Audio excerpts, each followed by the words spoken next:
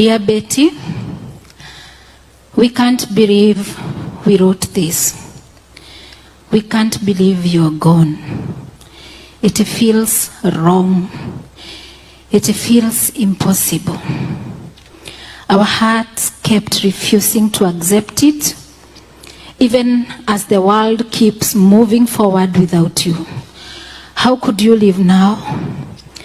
When life was finally opening up for you, when there was so much awaiting for you, so much still to do, so much life left to live. I remember that Saturday morning so clearly. When Winnie and you had been rushed, when Winnie told me that you have been rushed to Kenyatta National Hospital, we fell on our knees. We cried. We pleaded. We begged God to heal you.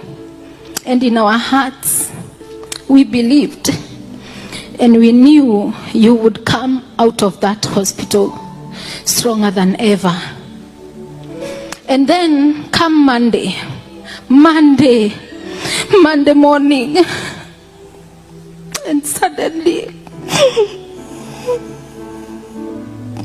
you are no more.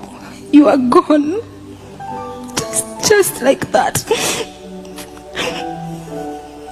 My chest still aches thinking about you.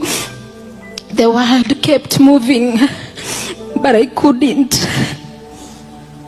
I couldn't work, couldn't focus. I thought someone had just a bad joke.